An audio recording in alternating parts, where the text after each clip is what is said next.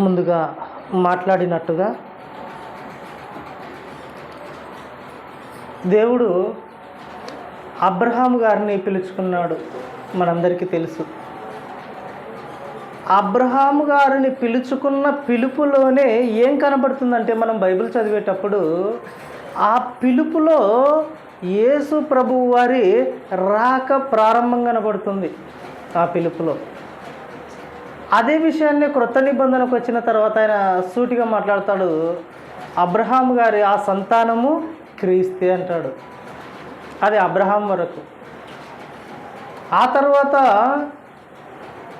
ఆదికాండము 3వ అధ్యాయంలోనే 15వ వచనంలోనే యేసు ప్రభువు కనపడతాడు.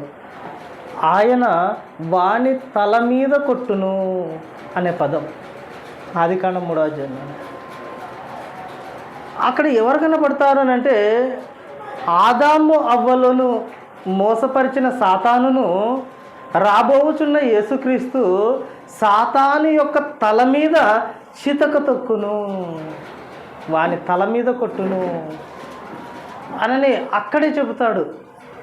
పిలుచుకున్న పిలుపులో అబ్రహాం గారితో ప్రారంభిస్తే, పాపము ప్రారంభమైనప్పుడే, పాపము లోకములో ప్రవేశించినప్పుడే యేసుక్రీస్తు వారి రాక కూడా ఇదిగో రాబోచున్నాడని ఆయన మనకు చూపిస్తాడు సూచనగా. అక్కడే మొదలవుతుంది.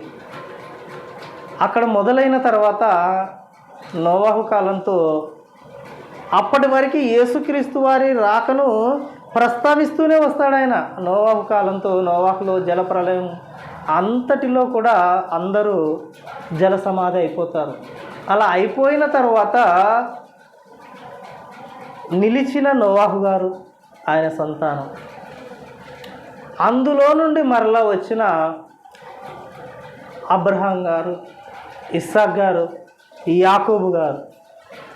ఆ యాకోబు గారి సంతానంలోనే యాకోబు గారికి ఎంతమంది కుమారులు? కరెక్టేనా?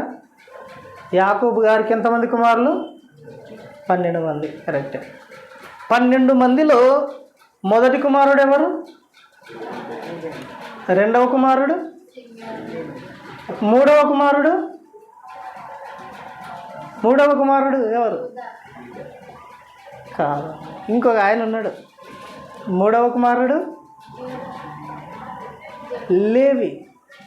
మూడవ కుమారుడు. మొదటి కుమారుడు రూబేను, రెండవ కుమారుడు సిమియోను, మూడవ కుమారుడు లేవి, 4వ కుమారుడు యూదా. ముగ్గురు తర్వాత 4వ వాడైన యూదా గారిని దేవుడు ఎన్నుకుంటాడు. మచ్చుకు కొన్ని విషయాలు చెప్తాం మీకు. మొదటి వాడైన రూబేను గారు తృణీకరించబడతారు. ఎందుకు తృణీకరించబడతాడంటే, తప్పు చేశాడు ఆయన. తండ్రి చనిపోయేంత వరకు తన గుండెల్లో మాయని గాయాన్ని చేసిన వ్యక్తి రూబేను. అందుకే రూబేన్ని దేవుడు పక్కన పెట్టేశాడు. ఆ తర్వాత 2వ వాడు, 3వ వాడైన సిమియోను, లేవి, ఈ ఇద్దరు కూడా అన్నదమ్ములు. వీరిద్దరు కూడా మరొక తప్పు చేశారు. వారు చేసిన ఆ తప్పు ఎలాంటిదంటే, తండ్రి వద్దన్నా వారు వెళ్ళి ఎంతోమంది ప్రాణాలను తీయటం, తండ్రి మాటను లెక్క చేయకుండా వారు పశువులను నరికినట్టుగా మనుషులను నరికేశారు. అందును బట్టి, ఆ కారణాన్ని బట్టి సిమియోను గారిని, లేవి గారిని దేవుడు పక్కన పెట్టేశాడు. ఆ తర్వాత 4వ వాడైన యూదా గారు. ఈ యూదా గారిని దేవుడు ఎన్నుకున్నాడు. నిజానికి యూదా గారి గురించి ఎన్నో తప్పులు ఉన్నాయి అనుకుంటాం, కానీ అక్కడ చదివితే యూదా గారి తప్పులు అస్సలు కనబడవు. యూదా గారి తప్పులు అస్సలు కనబడవు. ఆయన ఎంతో నీతిగా ఆయన నడుచుకున్నట్టుగా, నీతిగా బ్రతికినట్టుగా యూదా గారి జీవితంలో కనబడుతుంది.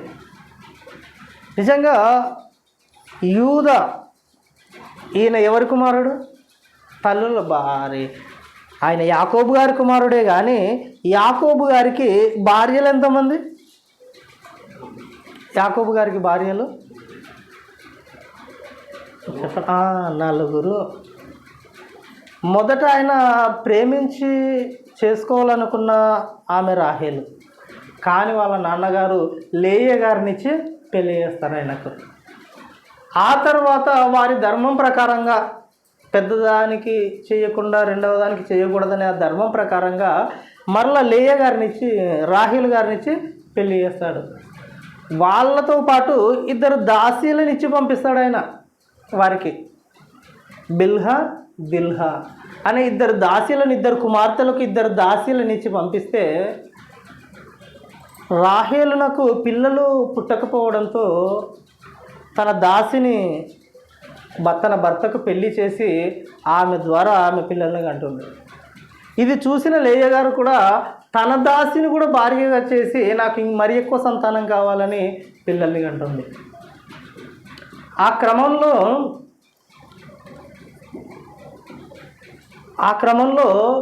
లేయ గారికి పుట్టిన కుమారుడే యూదా గారు.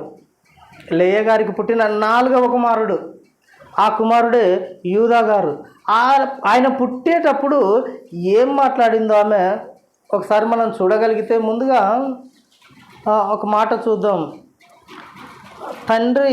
వారి తండ్రి అయిన యాకోబు గారు వారిని దీవించిన సందర్భం 49వ అధ్యాయం ఆదికాండం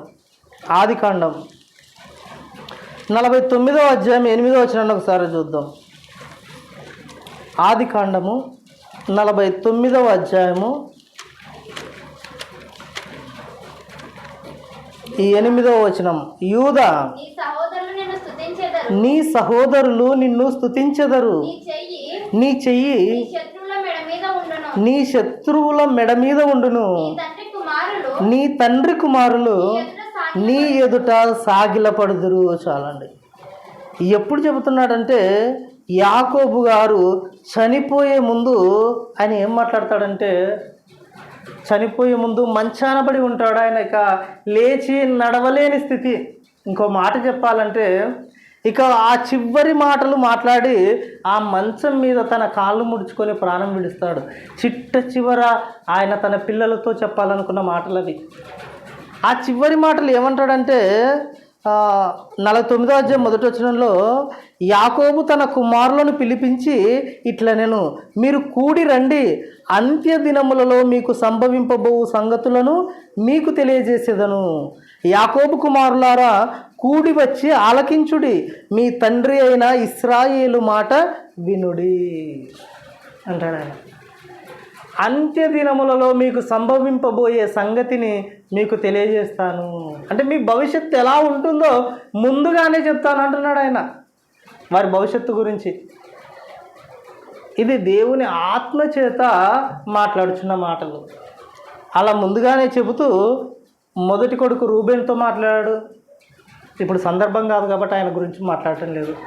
2వ కుమారుడు 3వ కుమారుడు ఇద్దరిని కలిపి సిమ్యోను లేవు వారిద్దరి గురించి మాట్లాడతాడు.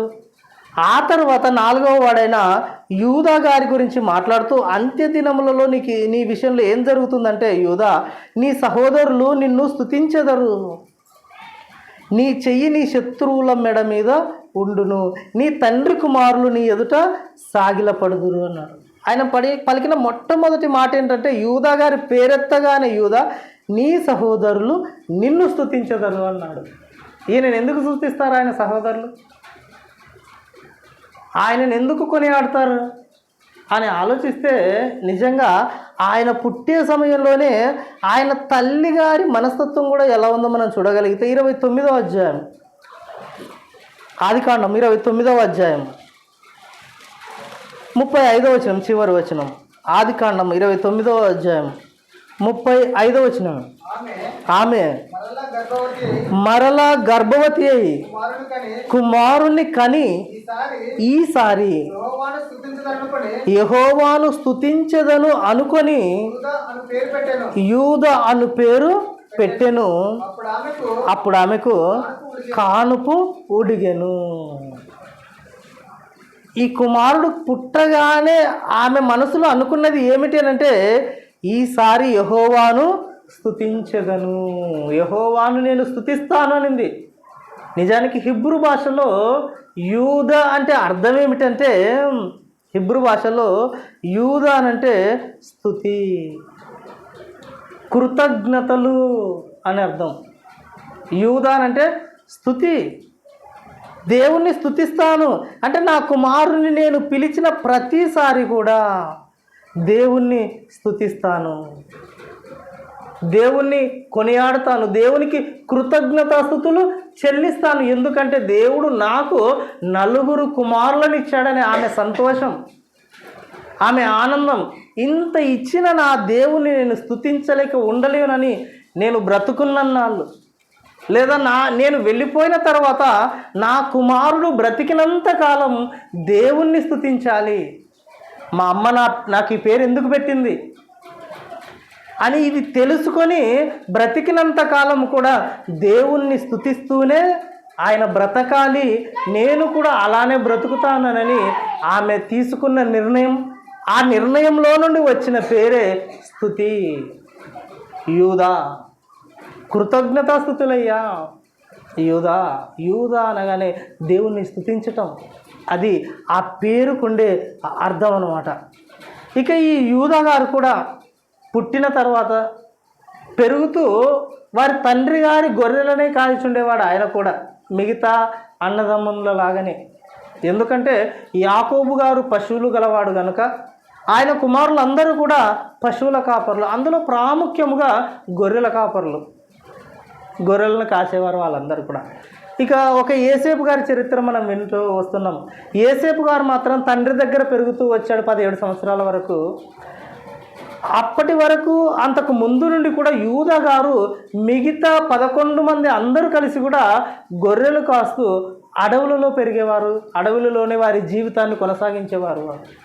అలాంటి సమయంలో ఈయన మనస్తత్వం యేసేపు గారి విషయంలో ఎలా ఉందో మనం చూడగలిగితే 37వ అధ్యాయం 26వ వచనం, ఆదికాండం 37వ అధ్యాయం 26వ వచనాన్ని మనం అక్కడ చూడగలిగితే, అప్పుడు యూదా మనము మన సహోదరుని చంపి వాని మరణమును దాచిపెట్టినందువలన ఏమి ప్రయోజనము?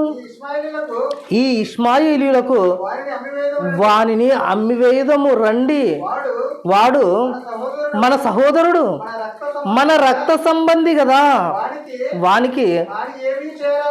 వానికి హాని ఏమీ చేయరాదని తన సహోదరులతో చెప్పాను. అందుకు అతని సహోదరులు సమ్మతించిరి, అంటే ఒప్పుకున్నారు. ఈ సందర్భం అంతా మీకు బాగా తెలుసు. యేసేపు గారి గురించి విన్నప్పుడు యేసేపు గారిని ఆయన కన్న కలలను బట్టి, మీరు నాకు నమస్కరించెదరని చెప్పిన ఆ మాటను బట్టి యేసేపు గారు దూరమున వచ్చుచుండగానే వారందరూ కూడా ఆయనను పట్టుకున్నారు, బంధించారు, గుంటలో వేశారు, చచ్చిపోవాలని అతన్ని అలా విడిచిపెట్టారు. అలాంటి సమయంలో మిగతా 10 మంది ఒకవైపున వెళ్ళిపోయారు, కానీ యూదా గారు మాత్రం ఏం చేసినట్టుగా కనబడుతుందంటే తన సహోదరులందరినీ పిలిచి, వీడు మన సహోదరుడు, మన తమ్ముడు, వీడు మన రక్త సంబంధి, మన తండ్రికి పుట్టిన మన రక్త సంబంధి, మన సహోదరునికి మనం హాని చేయరాదు, అతన్ని చంపరాదు, ఇది భావ్యం కాదని చెప్పి వారందరినీ కూడా 10 మందిని పిలిచి ఇతన్ని చంపకూడదు, కావాలంటే ఇతన్ని అమ్మివేయదమని ఆ మార్గమున పోయే ఇష్మాయిలీలకు అతన్ని అమ్మేసి అతని ప్రాణం పోకుండా కాపాడిన వ్యక్తి యూదా గారు కనబడతారు అక్కడ. అంటే ఈయన మనస్తత్వం ఎలా ఉంది చూడండి. ఒక మనిషిని చంపరాదు, ఒక మనిషిని కాపాడాలి అనే ఆలోచన యూదా గారిలో కనబడుతుంది కానీ అమ్మేశారు. అమ్మేసినప్పటికీ అప్పటికి అది కూడా ఇష్టం లేనట్టుగానే యూదా గారి మనస్తత్వం అక్కడ బయలుపరచబడుతుంది మనకి. ఎలాగంటే ఇతన్ని అమ్మి వేసిన తర్వాత అందరూ వారి మందల దగ్గర వారి తండ్రికి అబద్ధం చెప్పి వారి తండ్రి దగ్గర ఉంటే ఈయన మాత్రం ఉండలేకపోయాడు. యూదా గారు ఉండలేక ఏమైపోయాడంటే తన సహోదరులను విడిచిపెట్టి వారితో కలిసి ఉండలేక ఇలాంటి కక్ష సాధింపు, ఇలాంటి చంపాలన్న ఆలోచన కలిగిన వీరితో ఇక నేను కలిసి ఉండలేనని వారిని విడిచిపెట్టి వెళ్ళిపోయినట్టుగా కనబడుతుంది. 38వ అధ్యాయం 1వ వచనంలో 38వ అధ్యాయం మొదటి వచనంలో, ఆ కాలమందు యూదా తన సహోదరులను విడిచి యూదా తన సహోదరులను విడిచి హీరా అను ఒక అదుల్లామీయుని వద్ద హీరా అను ఒక అదుల్లామీయుని యొద్ద ఉండుటకు వెళ్ళెను. ఇక మీదట నేను వాళ్ళతో ఉండలేని వారి సహోదరులను విడిచి అన్నాడు. ముఖ్యంగా తండ్రిని విడవాలి, తల్లిని విడవాలనే ఈ ఆలోచన కంటే సహోదరుల మనస్తత్వం బాగోలేదు. వారి భావన, వారి ఆలోచన ఎలా ఉందనంటే, ఒకడు నాకు నమస్కారం చేస్తారు మీరు అని చెప్పినందుకు చంపేంత వరకు వారు తీసుకొని వెళ్ళిపోయారంటే, అంత పగబట్టారనంటే, ఇలాంటి వారు నా సహోదరులు అని అతను బాధపడి వారితో కలిసి ఉండలేక వేరైపోయాడు. యూదా గారు వెళ్ళిపోయిన తర్వాతనే ఆయన పెళ్లి చేసుకున్నాడు, పిల్లల్ని కూడా కన్నాడు. ఆ తర్వాత కొంతకాలానికి మరలా తిరిగి వచ్చి కలుసుకున్నాడు, అది వేరే విషయం. కానీ వారు మాత్రం, వారి ఆలోచనలు మాత్రం ఈయన చేరనట్టుగా కనబడుతుంది. అంటే యూదా గారి మనస్తత్వం ఎలా ఉంది అంటే, ఒక రకంగా ఆయన మనసు మంచిదైనట్టుగా, మంచిగానే కనబడుతుంది. ఇంత మాత్రమే కాదు, కానీ యూదా గారు చనిపోయిన తర్వాత ఇశ్రాయేల్ అందరూ కూడా కానాను దేశానికి పిలువబడ్డారు, ఐగుప్తు దేశంలో నుండి. ఈ యాకోబు గారు 12 మంది, వారి కుటుంబపు వారైన 70 మంది అందరూ కలిసి ఐగుప్తు దేశానికి 7 సంవత్సరాలు కరువు వచ్చినప్పుడు అక్కడొచ్చి స్థిరపడ్డారు. ఆ కరువు సమయంలో అక్కడొచ్చి స్థిరపడిన తర్వాత అక్కడే ఉంటున్నారు. దేవుడు కూడా వారిని అభివృద్ధి చేసినప్పటికీ బానిసత్వంలో ఉన్నారు. ఆ బానిసత్వపు బ్రతుకులో కూడా దేవుడు వారిని దర్శించిన తర్వాత మరలా తీసుకొని వెళ్ళిపోతున్నాడు, పాలు తేనెలు ప్రవహించే ఐగుప్తు దేశానికి, కానాను దేశానికి.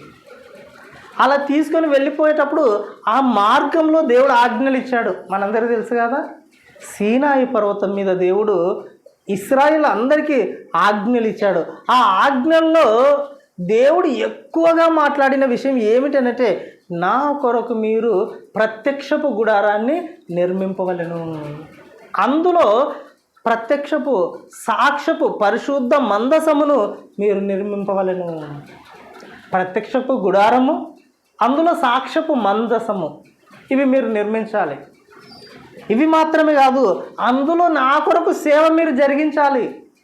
ఎవరే కానీ దేవుణ్ణి సేవించాలి, దేవుణ్ణి ఆరాధించాలి, పూజించాలి అంటే మీరు మీ కానుకలు తీసుకొని, ఇదిగో నా సన్నిధి అయిన ఆ ప్రత్యక్షపు గుడారము, సాక్ష్యపు మందసము ఆ ఎదుటికి వచ్చి నన్ను మీరు ఆరాధించాలి అన్నాడు. అలా ఆరాధించే వారిలో ఎవరుండాలి అని అంటే, ఆ ఆరాధనకు ముందుగా లేవీలు ఉండాలి. ఆ లేవీలలో ఎలా పడితే అలా ఆ లేవీలు నా సన్నిధికి రాకూడదని ఆ లేవీలకు ఒక ప్రత్యేకమైన డ్రెస్ కోడ్ అనేది నిర్ణయిస్తాడు ఆయన. లేవీలు వేసుకునే బట్టలు ఎలా ఉంటాయంటే, అవి విచిత్రమైన సన్నపు నార వస్త్రములు, వాటికి బంగారు దానిమ్మ పండ్లు, వాటికి గొలుసులు, గోత్రానికి ఒక రత్నము చొప్పున 12 రత్నములు, వజ్రాలు అంటాం కదా మనం, అలాంటి వజ్రములు, గోత్రం ఒకటి చొప్పున 12 రత్నములతో పొదిగింపబడిన అహరోను ఎఫోదు అన్నారు దాన్ని. ఆ ఎఫోదును మీరు తయారు చేయాలి. ఇవన్నీ తయారు చేయడానికి ఆ పనులన్నింటికీ ఆయన నిర్ణయించుకున్నది ఎవరిని అంటే, యూదా గోత్రంలో పుట్టిన బెసలేలు అనే ఒక వ్యక్తిని నిర్ణయించుకున్నాడు. ఆయనే ఆ విచిత్రమైన పనులన్నీ చేసినట్టుగా కనబడుతుంది. చూడండి, నిర్గమకాండం ఇంకా వచ్చిన 38 చూసినాం కదా. ముందుగా ఆదికాండం, నిర్గమకాండం 31:5 చూద్దాం. నిర్గమకాండం 31వ అధ్యాయం.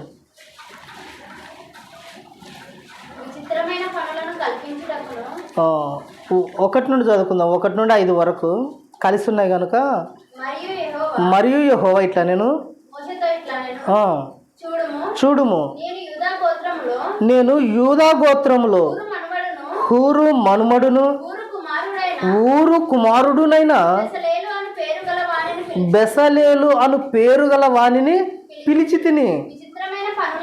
విచిత్రమైన పనులను కల్పించుటకును బంగారుతోను వెండితోను ఇత్తడితోను పని చేయుటకును పొదుగుటకై రత్నములను సానబెట్టుటకును కర్రను కోసి చెక్కుటకును సమస్త విధములైన పనులను చేయుటకును జ్ఞానం విద్య వివేకములను సమస్తమైన పనుల నేర్పును వానికి కలుగునట్లు వానిని దేవుని ఆత్మపూర్ణునిగా చేసి ఉన్నాను.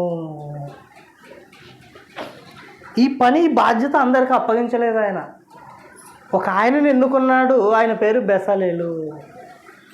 ఆయన యూదా గారి వంశపు వాడు. అతన్ని ఎన్నుకుని అతని మీద దేవుని ఆత్మ నుంచి అతడు చేయాలట. ఈ విచిత్రమైన పనులన్నీ కూడా ఆయనే నిర్మించాలి. ఎలాంటి పనులు చేయాలైనా?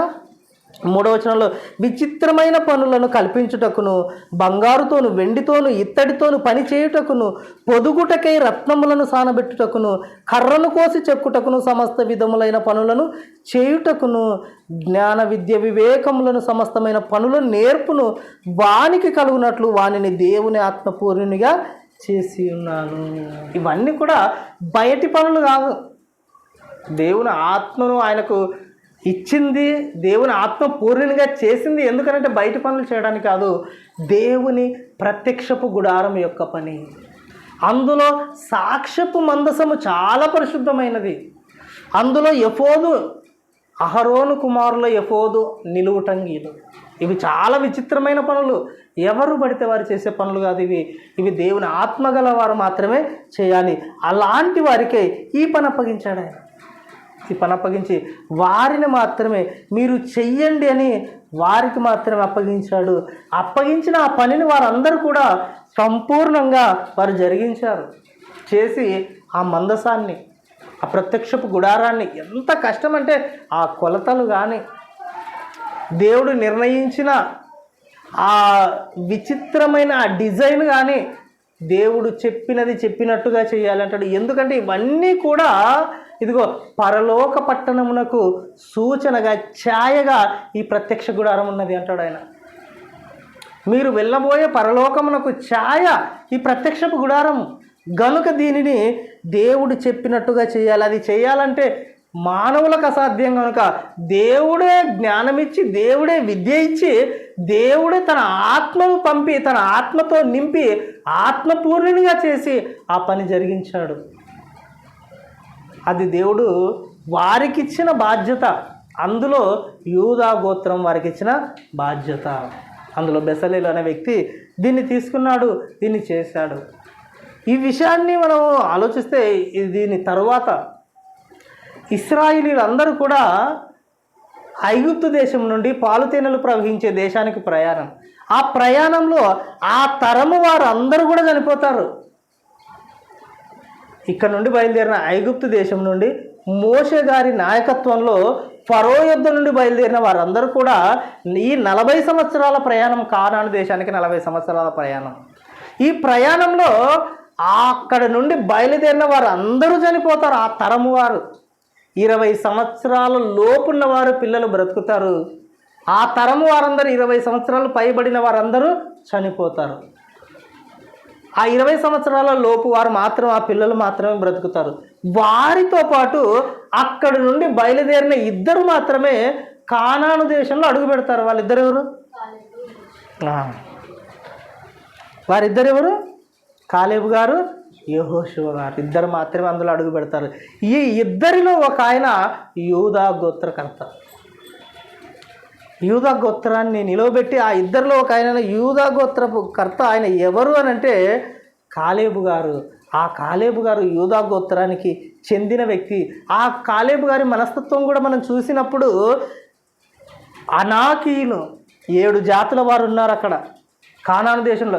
వారిని మనము ఓడించలేము, మన బలము చాలదు, దేవుడు మనల్ని ఇక్కడ వరకు తీసుకొచ్చి మనల్ని చంపాలని చూస్తున్నాడు యెహోవానని ఇశ్రాయేలీయులు దేవునికి వ్యతిరేకముగా మోషే మీద తిరుగుబాటు చేసినప్పుడు, ఇదిగో వీరిద్దరే కాలేబు గారు, యెహోషువ గారు. యెహోషువ గారు మోషే గారికి శిష్యుడు, ఆయన శిష్యరికం చేస్తున్నాడు ఆయన దగ్గర ఉండి.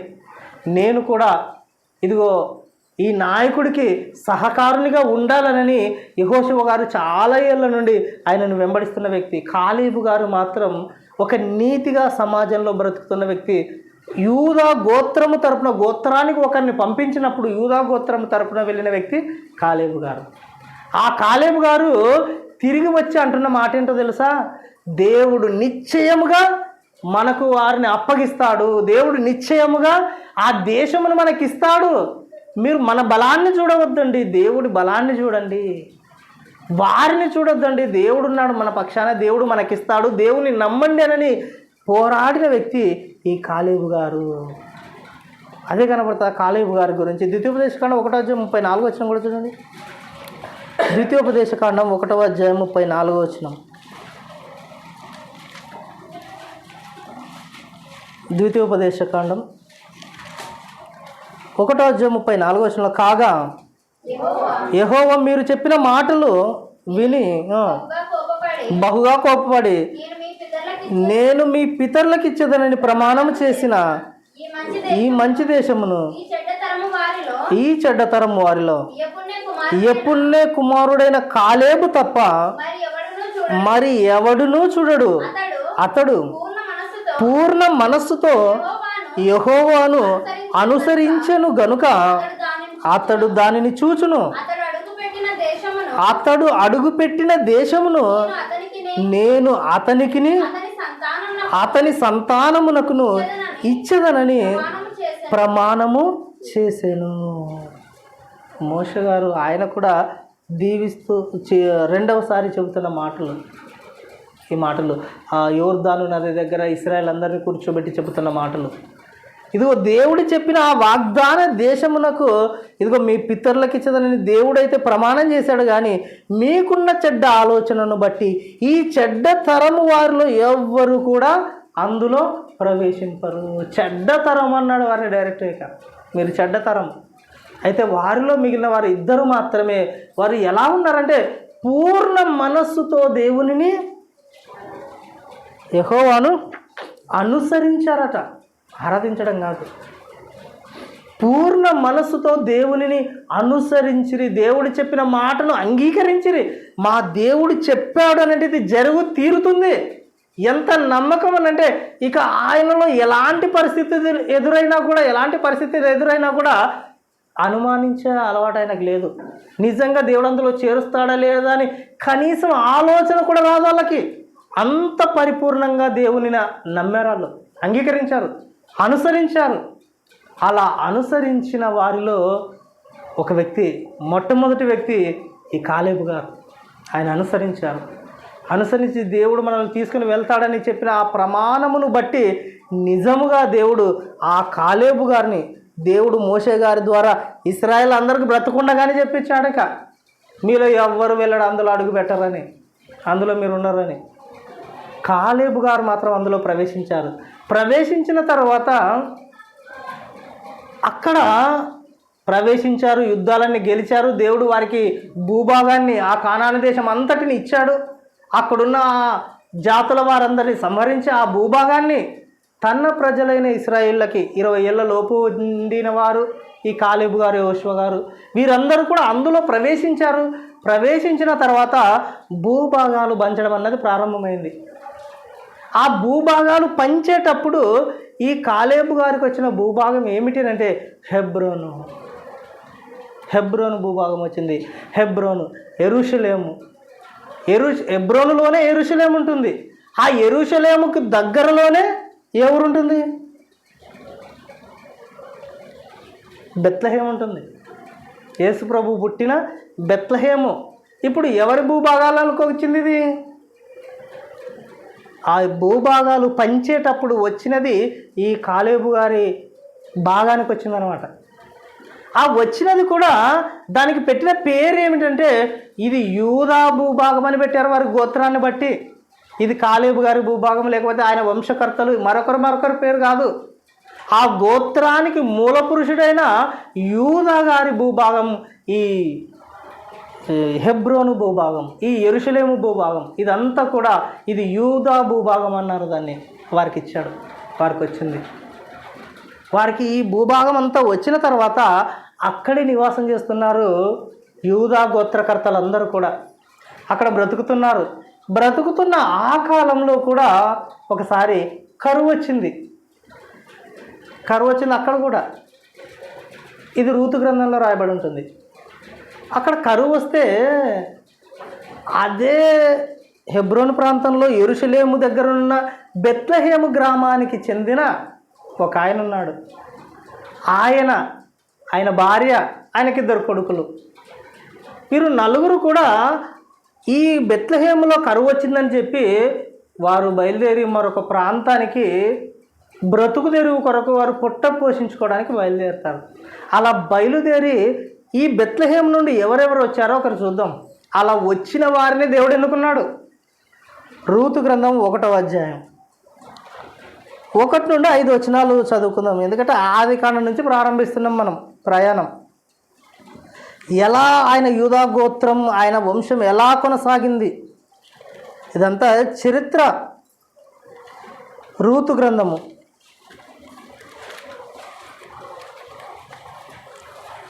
1వ అధ్యాయం 1 నుంచి 5 వచనాలు నేను చదువుతాను.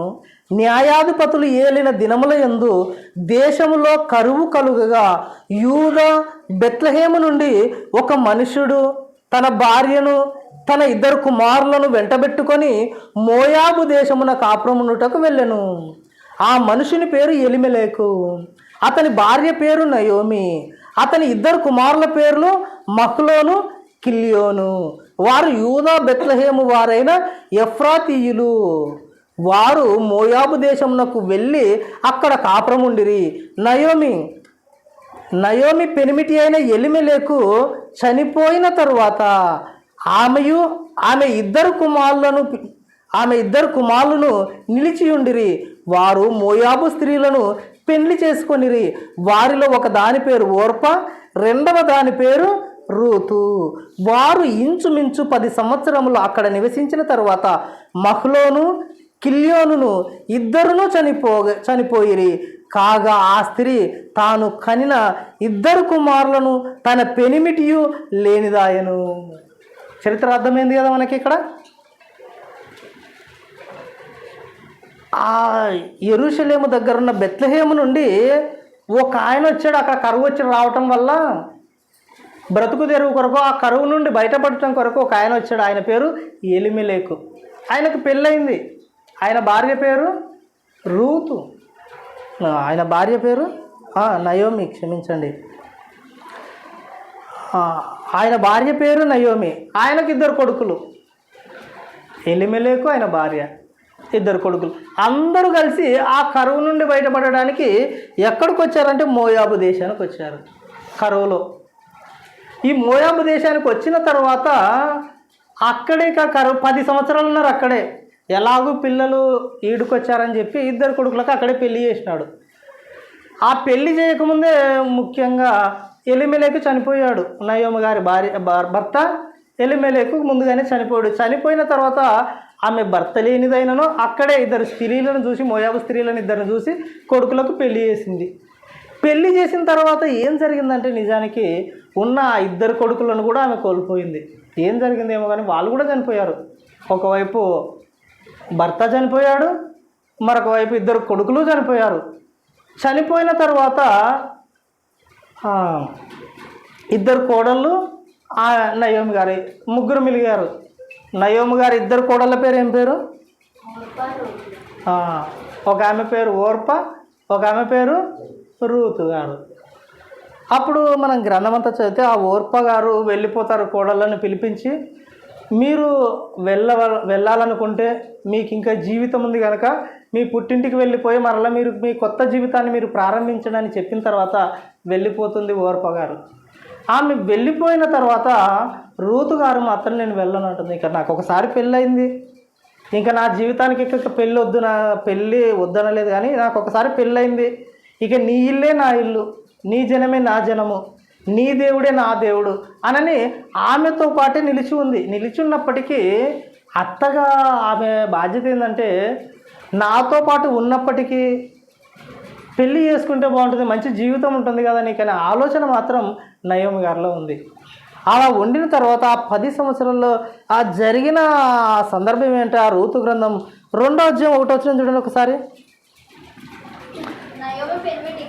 నయోమి పెనిమిటికి బంధువుడు ఒకడు ఉండెను, అతడు చాలా ఆస్తిపరుడు. అతడు ఎలిమెలేకు వంశపు వాడై ఉండెను, అతని పేరు బోయాజు. ఇతడు కూడా ఎవరు అని అంటే ఒకప్పుడు అక్కడి నుండి వచ్చిన వ్యక్తే. ఇతని వంశం కూడా ఎలిమెలేకు వంశమే, అదే వంశపు వాడే, అదే గోత్రపు వాడే. ఒకప్పుడు వచ్చి ఇదే మోయాబు దేశంలో తనకున్న అభివృద్ధిని బట్టి భూమి కొనుక్కున్నాడు, పంట వేస్తున్నాడు, పండించుకొని తింటున్నాడు. అలా బ్రతుకుతున్న ఆ కాలంలో అతనికిచ్చి పెళ్లి చేయాలనుకుంది. ఎవరు? నయోమి గారు రూతు గారిని. జీవితం ఉంది కదా, ఎందుకమ్మా ఇలాగే ఉంటావు అని మరలా పెళ్లి చేయాలని చూసి ప్రయత్నం చేసింది. ప్రయత్నం చేస్తే ఈ బోయజ్ గారు ఏమంటారంటే, నాకంటే సమీపిస్తుడైన మరొక ఆయన ఉన్నాడు, ఒక చోలో చూడండి అంటే ఆయన ఒప్పుకోకపోగా అప్పుడు మరలా ఇతడే పెళ్లి చేసుకుంటాడు ఆమెను. ఇతడు పెళ్లి చేసుకుని బోయజ్ గారు రూతు గారిని పెళ్లి చేసుకొని ఒక కొడుకును కంటారు వాళ్ళిద్దరు. ఆ కొడుకును కంటే అప్పుడు అక్కడ చెప్పిన మాట ఏంటో ఒకసారి చూడండి మీరు. 4వ అధ్యాయం 10వ వచనం చూడండి.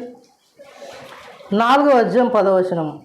మరియు చనిపోయిన వాని పేరట అతని స్వాస్థ్యమును స్థిరపరచునట్లును, చనిపోయిన వాని పేరు అతని సహోదరులలో నుండి అతని స్థలము యొక్క ద్వారము నుండి కొట్టివేయబడక ఉండునట్లును నేను మహ్లోను భార్య అయిన రూతును మోయాబీయురాలిని సంపాదించుకొని పెళ్లి చేసుకొనుచున్నాను. దీనికి మీరు ఈ దినమున సాక్షులై ఉన్నారని పెద్దలతోనూ ప్రజలందరితోనూ చెప్పాడు. చాలను. ఆ ప్రాంతంలో ఉన్న ఆ పెద్దలందరినీ పిలిపించుకుంటున్నాడు. మీరే సాక్ష్యం, నేను పెళ్లి చేసుకుంటున్నాను. ఎందుకంటే అప్పటిలో ఉన్న ఒక ధర్మం, నిజానికి భర్త చనిపోతే తన సహోదరులు ఆ ధర్మాన్ని నెరవేర్చాలి. అప్పటిలో ఒక నీతిది, ఎందుకంటే వారి వంశం అంతటితో అంతరించిపోకూడదని ఒక ధర్మంని అప్పుడు ఉంచాడు. ఇప్పుడు కాదు, అప్పటి విషయం చెప్తున్నాను నేను, ఇప్పుడు మళ్ళా కాదు. అప్పుడు ఉంచాడు ఆయన ఒక ధర్మాన్ని. ఆ ధర్మము నెరవేర్చుట కొరకు మహ్లోను భార్య అయిన రూతును నేను పెళ్లి చేసుకుంటున్నాను. ఆ ధర్మం కొరకు చేసుకుంటున్నాను, నేను బాధ్యత కొరకు చేసుకుంటున్నాను నేనని బోయజ్ గారు చెప్పారు. చెప్పి ఆ ధర్మం ప్రకారంగా పెళ్లి చేసుకున్నాడు. ఇందుకు మీరే సాక్ష్యమని అక్కడున్న పెద్దలందరినీ మాట్లాడి వారి మధ్యన పెళ్లి చేసుకున్నాడు బోయజ్ గారు రూతు గారు. 11వ వచనం. అందుకు పురద్వారమున నుండిన ప్రజలందరూ పెద్దలను మేము సాక్షులము, యెహోవా నీ ఇంటికి వచ్చిన మేము సాక్షులము, యెహోవా నీ ఇంటికి వచ్చిన ఆ స్త్రీని ఇశ్రాయేలీల వంశమును వర్ధిల్ల చేసిన రాహేలును పోలిన దానిగాను లేయాను పోలిన దానిగాను చేయునుగాక. వీళ్ళు ఆశీర్వాదం ఆ పెద్దలు ఎలా ఇస్తున్నారు? రాహేలును పోలిన దానిగాను లేయాను పోలిన దానిగాను చేయునుగాక, వంశమును అభివృద్ధి చేయునుగాక, మీకు దేవుడు పిల్లల్ని ఇచ్చునుగాక అని ఆ పెద్దలు కూడా వీరిద్దరిని ఆశీర్వదిస్తున్నారు. అలా ఆశీర్వదించిన తర్వాత 12వ వచనం. ఎఫ్రాతాలో నీవు క్షేమాభివృద్ధి కలిగిన వాడవై బెత్లెహేములో నీవు ఖ్యాతి నొందుదువుగాక. ఎక్కడ ఖ్యాతి తనకి? ఎఫ్రాతాలో నీవు క్షేమాభివృద్ధి కలిగిన వాడవై బెత్లెహేములో నీవు ఖ్యాతి నొందుదువుగాక. ఇతని ఖ్యాతి ఎక్కడ విస్తరిస్తుందనంటే బెత్లెహేము. అప్పటికి వీళ్ళు ఉండేది మోయాబు దేశంలో ఉన్నారు. అయినప్పటికీ నీ ఖ్యాతి మాత్రం బెత్లెహేములో నీ ఖ్యాతి నొందునుగాక. నిజంగా బెత్లెహేము చాలా స్వల్పమైనది అంటాడు కొత్త నిబంధనలు. చాలా చిన్న గ్రామం అది. ఆ గ్రామం అంటే ఏం పెద్దగా ఎవరు పట్టించుకోరు, పల్లెటూరు, వెళ్ళే మార్గం సరిగా ఉండదు. అలాంటి ఊరు, చాలా చిన్న ఊరు, ఏదో మారుమూలన ఉన్న ఒక చిన్న ప్రాంతం. అలాంటి ప్రాంతంలో నీ ఖ్యాతి వెలిగిపోతుంది, విస్తరిస్తుందని ఆ పెద్దలు కూడా దీవించారు. యెహోవా ఈ యవనురాలి వలన నీకు దయచేయు సంతానమును నీ కుటుంబమును తామరు యూదాకు కనిన పెరేసు కుటుంబము వలె ఉండునుగాక అనిరి.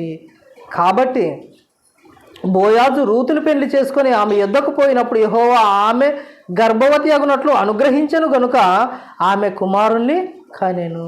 అప్పుడు దేవుడు కూడా ఆమె గర్భం తెరిచాడు, ఆమె కుమారుణ్ణి కనింది. కనిన తర్వాత ఆమె యొక్క వంశాన్ని చెప్తాడు 18వ వచనం నుండి. మరలా ఆమె వంశాన్ని చెప్తూ 18వ వచనం నుండి అక్కడ 4 వచనాలు చూద్దాం.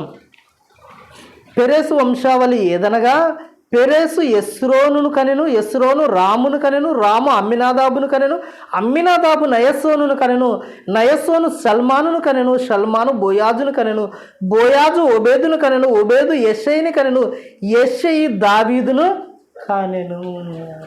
ఈ బోయాజు వంశంలో నుండే అంత వరుసగా చెబుతూ దావీదు పుట్టింది కూడా అదే బెత్లెహేముకి సంబంధించిన ఆ బోయాజు వంశమే. ఆ బోయాజు గారి కుటుంబంలో నుండే ఈ దావీదు గారు కూడా వచ్చారు అని చెప్తున్నాడు ఆయన.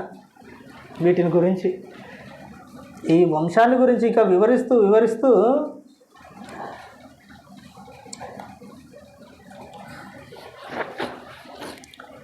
ఆ తర్వాత నిజానికి చెడిపోతారు.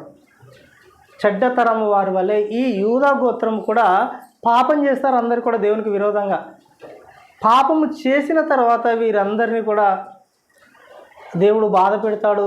వీరి మీదకి శత్రువులు వస్తారు, యుద్ధం చేస్తారు, వీరిని అణిచివేస్తారు. ఇక వీరు అణిచివేయబడతారు. అలాంటి సమయంలో కొన్ని ప్రవచనాలను ఈ యూదా గోత్రం గురించి, యూదా వంశం గురించి ఆయన ప్రత్యేకంగా పలకడం జరుగుతుంది తన ప్రవక్తల ద్వారా. ఈ యూదా వంశం గురించి ఆయన పలికిన ఆ ప్రవక్తల మాటలను మనం ఒకసారి చూడగలిగితే త్వరలో ముగించుకుందాం కొద్దిగా చూసుకొని. రాజులు 2వ గ్రంథం 8వ అధ్యాయం. రాజులు 2వ గ్రంథం 8వ అధ్యాయం ముందుగా 19వ వచనాన్ని చూద్దాం. రాజులు 2వ గ్రంథం 8వ అధ్యాయం, లేదంటే 10వ వచనం చూద్దాం. ముందుగా రాజులు 2వ గ్రంథం 8వ అధ్యాయం, క్షమించలేదండి 8-19 చూద్దాం. 8-19 డైరెక్ట్ 19వ వచనం. 8వ అధ్యాయం 19వ వచనం. అయినను యెహోవా సదాకాలము తన సేవకుడగు దావీదునకును అతని కుమారులకును దీపము నిలిపెదనని మాట ఇచ్చి ఉండెను గనుక అతన్ని జ్ఞాపకము చేత యూదాను నశింపజేయుటకు ఆయనకు మనస్సు లేకపోయెను. దేవునికి ఒక మాట ఇచ్చాడట, దేవుడు మాట ఇచ్చాడట దావీదు గారికి. నిజంగా దావీదు పేరు చెప్పాడు కానీ దేవుడు ఇష్టానుసారుడైనందువలన దావీదు పేరు చెప్పబడింది, కానీ ఆయన సంకల్పంలో ఉంది, ఆయన నిర్ణయంలో ఉంది. ఇచ్చిన మాటను బట్టి నిజానికైతే వీరు చేసిన పాపాన్ని బట్టి, వీరి చెడ్డ క్రియలను బట్టి, చెడుతనమును బట్టి వారు ఉండకూడదు. కానీ అయితే దావీదునకు ఇచ్చిన మాటను బట్టి అతని కుమారులకును దీపము నిలిపెదనని మాట ఇచ్చి ఉండెను కనుక అతని జ్ఞాపకము చేత యూదాను నశింపజేయుటకు ఆయనకు మనస్సు లేకపోయాను. దీపము నిలిపెదను అన్నాడు. అంటే రాబోయే దీపానికి ఒక దీపం రాబోతుంది. అక్కడ దీపం అందులో నుంచి రాబోతుంది. దీపం ఇంగ్లీష్లో అయితే లైట్ అంటాడు. మన తెలుగు బైబిల్లోనే ఇక్కడ దీపం అన్నాడు, కానీ తెలుగు బైబిల్లోనే క్రొత్త నిబంధన యోహాను సువార్తకు వస్తే ఒక వెలుగు ఉండెను అని అంటాడు. వెలుగన్నా, దీపమన్నా, లైట్ అన్నా ఒకటే. ఆయనే, ఒక ఆయననే సూచించే మాటలు ఇవన్నీ కూడా. ఆయనలో దీపము నిలిపెదను అనని అతని గురించి ఒక మాటను పలికించాడు ఆయన. ఎంత చెడు చేస్తున్నా, చేసిన పాపానికైతే వాళ్ళు ఉండకూడదు, కానీ ఒక దీపాన్ని మాత్రం నేను నిలబెడతాను అన్నాడు. 30 వచనం, 30-31 వచనం అదే అధ్యాయం, క్షమించండి 19వ అధ్యాయం, 19వ అధ్యాయం అదే గ్రంథం, 2వ రాజుల గ్రంథం 19వ అధ్యాయం 30-31 వచనం. రాజులు 2వ గ్రంథం 19వ అధ్యాయం 30-31 వచనం. యూదా వంశములో తప్పించుకొనిన శేషము ఇంకను క్రిందికి వేరు తన్ని మీదికి ఎదిగి ఫలించును.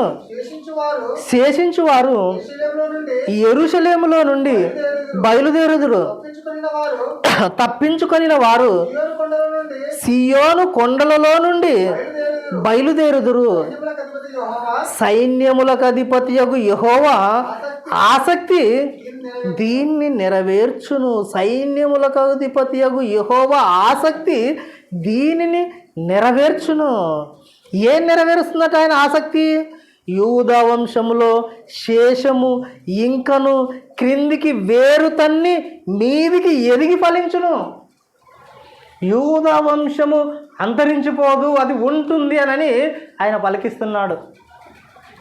ఆ యూదా వంశం ఉంటుంది, అందులో నుంచి ఒక దీపం రాబోతుంది.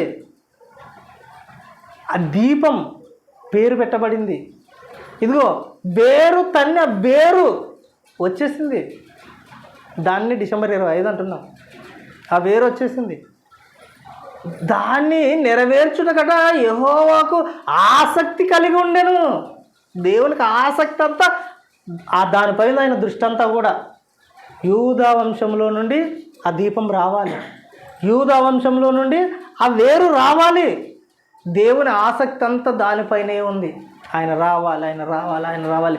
ఈ చెడ్డ తరమి వారు ఎన్ని చెడ్డ క్రియలు చేసినను రాబోచున్న దీపము వేరు తన్నుకొని రాబోచున్న ఆయన రావాలి. అందుకొరకు ఆ యూదా గోత్రము ఉండక మానదు అన్నాడు. చూడండి, యూదా వంశము ఉండక మానదు, అది ఉంటుంది, ఎల్లప్పుడూ కూడా నిలుస్తుంది అని చెప్పాడు ఆయన. 19వ అధ్యాయం 10వ వచనం కూడా చూడండి ఏం జరిగిందో ఆ సందర్భాన్ని చూస్తే. 10వ వచనం. యూదారాజుకు హిజ్కియాతో ఇలాగు చెప్పుడి, యెరూషలేము అష్షూరు రాజు చేతికి అప్పగింపబడదని చెప్పి నీవు నమ్ముకొని ఉన్న నీ దేవుని చేత మోసపోకము. చాలండి, సందర్భాన్ని నేను ఎక్స్ప్లెయిన్ చేస్తాను. ఇక్కడ అష్షూరు రాజు ఈ యూదా మీదకి యుద్ధానికి రావాలనుకుంటున్నాడు. అష్షూరు రాజు ఆయన తన దూతలను పంపిస్తాడు. దూతలు అంటే తెలుసు కదా, తన కింద సేవకులని పంపిస్తాడు. పంపించి ఏం చెప్తాడంటే వారు జయించిన రాజ్యాలను గురించి చెప్తాడు. వారు మాత్రమే కాదు, అష్షూరు పూర్వపు రాజు వారి తండ్రులు జయించిన రాజ్యాలను గురించి కూడా చెప్తాడు. ఇదిగో మా తండ్రులు పలానా పలానా రాజ్యాలన్నింటినీ జయించారు, వారి దేవుళ్ళు ఏం చేయలేదు మమ్మల్ని. అతని మాటలు అలాగే ఉంటాయి అధ్యాయం అంతా చదివితే. వాళ్ళ దేవుళ్ళు మమ్మల్ని ఏం చేయలేదు. ఇదిగో నీ కళ్ళ ముందు ఎన్నో రాజ్యాలను నేను జయించాను, వాళ్ళ దేవుడు వాళ్ళని కాపాడలేదు, వాళ్ళ దేవుళ్ళు నన్నేం చేయలేదు. పూర్వపు ఉన్న వారి దేవుళ్ళు మా తండ్రులను ఏం చేయలేదు. ఇప్పుడున్న ఈ రాజ్యాలన్నింటినీ ఓడించి దాన్ని స్వాధీనపరచుకుంటే వారి దేవుళ్ళు కూడా నన్నేం చేయలేదు. దీనివల్ల నీకేం చెప్పాలనుకుంటున్నానంటే నీవు నమ్ముకున్న నీ దేవుడు నిన్ను కాపాడలేడు, నీవు నమ్ముకున్న నీ దేవుడు నా నుండి రక్షించలేడు. కాబట్టి దీనిని అంగీకరించి నీవు నాకు దాసుడవైతే నేను ఒకనిని నియమించి ఇదిగో ఆ యూదా రాజ్యం మీద ఒకనిని నా వాణిని రాజుగా నియమిస్తాను, అతని కింద మీరందరూ ఉండండి అని చెప్పడానికి తన దాసును పంపించాడు, దూతలను. అప్పుడు చెప్తున్నాడు, ఆ 10వ వచనం చెప్తున్నది అదే. ఇదిగో అష్షూరు యూదా రాజుకు హిజ్కియాతో ఇలాగూ చెప్పుడి అని చెబుతున్న మాటలు. చెప్పండి, ఎవ్వరు కాపాడలేడు అని అంటే అప్పుడు దేవుని మీద చాలా అపారమైన విశ్వాసం హిజ్కియా రాజు గారికి. చాలా గొప్ప భక్తిపరుడు, దేవుని కొరకు ఎన్నో కార్యములను దేవుడు అనుకున్నట్టుగా దేవుని మందిరంలో ఆరాధనలు జరిగించిన వ్యక్తి, దేవుని కొరకు పండుగలను ఆచరించిన వ్యక్తి. అతడు ఆచరించడం మాత్రమే కాదు, రాజ్యమునంతటిని ఆచరింపజేసి దేవునికి లోపరిచిన వ్యక్తి హిజ్కియా రాజు గారు. అంత గొప్ప వ్యక్తి. అంత భక్తిపరుడు, అంత విశ్వాసం దేవుని మీద, అంత నమ్మకమైన. అలాంటి ఆయన దేవునితో మాట్లాడితే దేవుడు చెప్పిన మాట, ఇదిగో ఒక వేరు తన్నబోతుంది, యూదా రాజ్యం నిలబడుతుంది, నువ్వేం భయపడొద్దని దేవుడిచ్చిన అభయం అది, దేవుడిచ్చిన భరోసా, నమ్మకం అది. ఉంటుంది యూదా రాజ్యం, నువ్వు భయపడొద్దు అన్నాడు ఆయన. ఇదే విషయాలే చెప్తాడు ఆయన, ఇదే విషయాలే. ఇంకా దినవృత్తాంతంలో మొదటి గ్రంథం 5వ అధ్యాయం 2వ వచనం. దినవృత్తాంతంలో మొదటి గ్రంథం, ఈ వచనాలు ప్రస్తుతానికి చూసుకొని ఒక 2-3 వచనాలు చూసుకొని ముగించేసుకుందాం. 5వ అధ్యాయం 2వ వచనం. దినవృత్తాంతంలో మొదటి గ్రంథం 5వ అధ్యాయం యూదా 2వ వచనం. యూదా తన సహోదరుల కంటే హెచ్చిన వాడాయను, అతని నుండి ప్రముఖుడు ప్రముఖుడు బయలువెడలను. బయలు వెడలెను, అయినను జన్మ స్వాతంత్రం జన్మ స్వాతంత్ర్యము ఏసేపుదాయను. చాలండి. యూదా సహోదరుల కంటే హెచ్చిన వాడాయను. నిజానికి యూదా అందరికంటే హెచ్చింపబడిన వాడు ఆ 12 మందిలో కూడా. కానీ జన్మ స్వతంత్రము ఏసేపుకి ఇచ్చాడు. అప్పుడు ఇచ్చాడు ఏసేపుకి. ఎందుకనంటే అప్పుడు ఏసేపుకున్న ఆ విశ్వాసం, ఆయన చేయవలసిన ఆ కరువులు, ఆయన చేయవలసిన ఆ పనులను బట్టి జన్మ స్వాతంత్రము ఆయనకిచ్చాడు. నిజంగా రూబేను గారిని కూడా తొలగించాడు. ఏసేపు గారి గర్భాన పుట్టినవాడే రూబేను స్థానంలో గోత్రకర్త, పెద్ద గోత్రకర్తగా, పెద్ద కుమారుడిగా పిలువబడ్డాడు ఆయన. తర్వాత వచ్చిన తరాలలో రూబేను తర్వాత తక్కిన వారిలో లెక్కింపబడ్డాడు ఆయన పెద్ద కుమారుడిగా. ఎందుకంటే ఆయన జ్యేష్ఠత్వాన్ని కోల్పోతాడు ఆయన చేసిన తప్పును బట్టి. రూబేను గారు ఆ స్థానంలోనికి ఏసేపు సంతానం వస్తుంది. అయితే ఏసేపు సంతానం వచ్చినప్పటికీ కూడా యూదా తన సహోదరుల కంటే హెచ్చినవాడు, అతని నుండి ప్రముఖుడు బయలువెడలెను. యూదా హెచ్చినవాడు ఎందుకు తెలుసు? అతని నుండి ప్రముఖుడు బయలుపరచబడ్డాడు.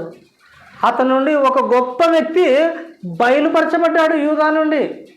అందుకే ఆయన గొప్పవాడు, యూదా అందుకే గొప్పవాడు అనని యూదా వంశాన్ని ఒక ప్రత్యేకంగా ఆయన చూపెడుతూ నిలబెడుతూ వస్తుంటాడు ఆయన. 28వ అధ్యాయం, అదే గ్రంథం 28వ అధ్యాయం, దినవృత్తాంతంలో మొదటి గ్రంథం 28వ అధ్యాయం 2వ వచనం. 28వ అధ్యాయం 28వ అధ్యాయం 2వ వచనం. అప్పుడు రాజైన దావీదు లేచి నిలువబడి ఇలాగు సెలవిచ్చెను, నా సహోదరులారా, నా జనులారా, నా మాట ఆలకించుడి.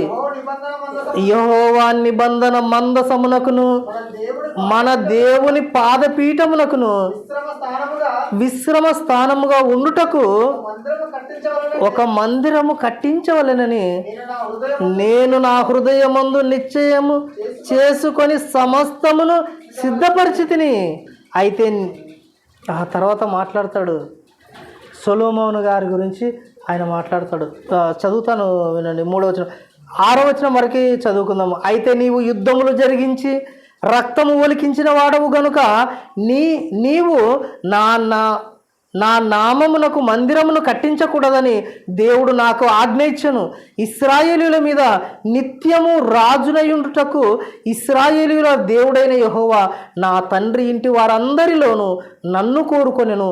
ఆయన యూదా గోత్రపు వారిలో ప్రధానమైనదిగా నా తండ్రి ఇంటిలో నన్ను ఏర్పరచుకొని నా యందు ఆయన దయచూపి ఇశ్రాయేలీయుల మీద రాజుగా నియమించి ఉన్నాడు. 5వ వచనం. యెహోవా నాకు అనేక మంది కుమారులను దయచేసి ఉన్నాడు. అయితే ఇశ్రాయేలీయుల పైన యెహోవా రాజ్య సింహాసనము మీద కూర్చుండుటకు ఆయన నా కుమారులందరిలో సొలొమోనును కోరుకొని ఆయన నాతో ఇలాగ సెలవిచ్చెను, నేను నీ కుమారుడైన సొలొమోనును నాకు కుమారునిగా ఏర్పరచుకొని ఉన్నాను. నేను అతనికి తండ్రినై ఉందును. అతడు నా మందిరమును నా ఆవరణములను కట్టించును. ఇక్కడ యేసు ప్రభు వచ్చాడు. నేను అతనికి తండ్రినై ఉందును. పోయిన క్లాసుల్లో మనం వింటున్న వారం పెట్టుకునే క్లాసుల్లో ప్రవచనాలను యేసు ప్రభు గురించి నేను అతనికి తండ్రినయుందును. నిజంగా అందరికీ తండ్రి దేవుడు. ఎందుకు? దేవుడే మనలో నిర్మించాడు కనుక మనకు తండ్రి అయిన నేను నీకు తండ్రినయుందును. సొలొమోనును ప్రత్యేకించి కోరుకున్నాను, అతడు నాకు కుమారుడయ్యుండును. ఇది ఎవరిని గురించి అంటే కొత్త నిబంధనలో యేసు ప్రభువును సూచిస్తుంది. అంటే దావీదు తర్వాత ఆయన ఏర్పరచుకున్నది సొలొమోను గారిని. ఇందులో నుంచి ఒక కుమారుడు రాబోతున్నాడనే ఒక మాటను మరలా ఇక్కడ చెబుతున్నాడు ఆయన. కీర్తనల గ్రంథం 78వ అధ్యాయం 68వ వచనం ముగించుకుందాం. చివరుగా కీర్తనల గ్రంథం 78వ అధ్యాయం, కీర్తనల గ్రంథం 78వ అధ్యాయం 68వ వచనం. యూదా గోత్రమును తాను ప్రేమించిన సియోను పర్వతమును ఆయన కోరుకొనెను. చాలండి. దేవుడు కోరుకున్న విషయాన్ని ఈ రాస్తున్నది కూడా ఆయన దావీదు గారే చెప్తున్నాడు. అక్కడ చెప్పిన ఆయనే చెప్తున్నాడు. యూదా గోత్రమును తాను ప్రేమించిన సియోను పర్వతమును, ఈ సియోను పర్వతం ఆయన కోరుకొనెను. దేవుడు కోరుకున్నాడు ఈయనను ఆ సియోను పర్వతాన్ని. ఆయన ఎక్కడనంటే యూదా గోత్రం. ఆ యూదా గోత్రము ఎక్కడ ఉంది అనంటే దేవుడు పంచిచ్చిన ఆ భూభాగంలోని బెత్లెహేములో నుండి రాబోతుంది. అదే చెప్పాడు ఆయన. అక్కడి నుంచి రాబోతున్నాడు. అందుకే యూదా బెత్లెహేమ, నీవు యూదా ప్రధానులలో స్వల్ప గ్రామమైనను, ఇదిగో నీలో నుండి ప్రజలను పరిపాలించు అధిపతి నీలో నుండి వచ్చును. అదే చెప్తున్నాడు. ఎందుకు ఆయన వచ్చాడు, ఆయన ప్రణాళిక ఏమిటన్నది ప్రకటన గ్రంథం 5వ అధ్యాయం 5వ వచనంలో ఆయన వచ్చింది ఎందుకు అని అంటే, ఇదిగో 7 ముద్రలు గట్టిగా వేయబడి 7 ముద్రలు వేయబడిన ఆ ముద్రలు విప్పుటకు ఆయన వచ్చాడు. అక్కడ నుండి ఆయన ఎందుకు వచ్చాడంటే, ఆ ముద్రలు విప్పడం ఎవరి వల్ల కాకపోతుంది, విప్పేవారు లేరని మనుషులు ఏడుస్తున్నారు. అక్కడ సందర్భంలో మనుషులు ఏడుస్తుంటే వారి ఏడుపులో నుండి విడుదల ఇవ్వటానికి, ఆ ముద్రలు విప్పడానికి ఆయన సంకల్ప ప్రకారంగా వచ్చిన వ్యక్తే ప్రభు అయిన యేసుక్రీస్తు వారు. అదే క్రిస్మస్గా జరుగుతున్నాం. అదే కన్య మరియమ్మ గర్భము ద్వారా వచ్చిన మొదటి శతాబ్దంలోని ఆ పరిశుద్ధమైన దేవుని జన్మ. అదే ఆయన వంశమంతా. లూకా సువార్త 3వ అధ్యాయాన్ని మనం చదివితే ఆయన బాప్తిస్మం తీసుకున్న ఏట ఆయన వయసు 30 సంవత్సరాలట. ఆ 30 సంవత్సరాలని చెబుతూ ఎక్కడి వరకు తీసుకుని వెళ్తాడంటే, ఆయన ఎవరికి పుట్టాడు యేసేపు గారికి, ఆ యేసేపు ఎవరికి పుట్టాడని చెబుతూ, ఇదిగో ఆదాము గారికి పుట్టాడు, ఆదాము దేవుని కుమారుడు అనే దగ్గర తీసుకుని వెళ్తాడు. అక్కడ నుండి యేసు ప్రభు వచ్చాడు అని చెప్పడానికి లింకే చెప్పాడు దాన్ని. 3వ అధ్యాయం ఎందుకు చెప్పాడు ఆయన ఆదాము దేవుని కుమారుడని అంటే, యేసు ప్రభు దేవుని యొద్ద నుండి వచ్చాడు గనుక దేవుని యొద్ద నుండి వచ్చాడని చెప్పడానికి ఇదిగో ఆదాము వరకు తీసుకుని వెళ్ళి అలా జరిగింది ఇదంతా కూడా ఆయన రావడానికి అని అక్కడ కనెక్షన్ పెట్టాడు ఆయన. అందుకే యూదా గోత్రంలో పుట్టాడు ఆయన. ఎందుకు పుట్టాడంటే, పోయిన వారం విన్నాం, నేడు రక్షకుడు మీ కొరకు పుట్టి ఉన్నాడు. రక్షణ ఇవ్వడానికి పుట్టాడు. ఆ రక్షణ అంత సులువు కాదు, అది చాలా విషయం ఉన్నది దాని వెనక. అది ఇవ్వాలంటే నెరవేర్చవలసినది, అది ఇవ్వాలంటే ఇదిగో గట్టిగా వేయబడిన ముద్రలు విప్పగలగాలి. ఆ ముద్రలు విప్పాలంటే అర్హత ఉండాలి. అందరూ విప్పడానికి అర్హులు కారు ముద్రలు విప్పాలంటే. దేవుడు మాత్రం సింహాసనం మీద కూర్చుని ఉన్నాడట. ఆయన అలంకార రూపకంగా మాట్లాడతాడు. దేవుడు సింహాసనం మీద కూర్చుని ఉన్నాడు. ఆ దేవుని సింహాసనం మీద కూర్చున్న ఆ దేవుని చేతిలో, కుడి చేతిలో ఒక గ్రంథం ఉండెను. ఆ గ్రంథము 7 ముద్రలు వేయబడి ఉండెను. దాని విప్పుటకు ఎవ్వనికి యోగ్యత లేకపోయాను. అది విప్పుటకు నిర్ణయింపబడిన వ్యక్తే ప్రభు అయిన యేసుక్రీస్తు. అదే క్రిస్మస్ వెనక ఉన్న సందేశం అన్నమాట. దేవుడు తన వాక్యం మనందరి హృదయాలలో నూరంతలుగా ఫలింపచేయనుగాక. ఆమె చిన్న ప్రార్థన చేసుకున్నాం. పరిశుద్ధుడా స్తోత్రం. చెప్పబడిన వాక్యంను తండ్రి అందరి హృదయాల్లో నూరంతలుగా ఫలింపచేయండి తండ్రి. ఆయన మిగిలిన భాగాన్ని మీ చిత్తమైతే మరలా తండ్రి ఆదివారం రోజు చెప్పుకోవడానికి నాయన మీరు మాకు నేర్పించండి, మీరు మాతో ఉండండి. అంతవరకు మా అందరి హృదయాలను తండ్రి మీ చేతులకు అప్పగించుకుంటూ జరిగించిన కార్యం అంతటిని బట్టి మీకు కృతజ్ఞతాస్తుతులు చెల్లిస్తూ యేసుక్రీస్తు వారి పేరిట ఈ ప్రార్థన అడిగి పొంది ఉన్నాము తండ్రి. ఆమేన్.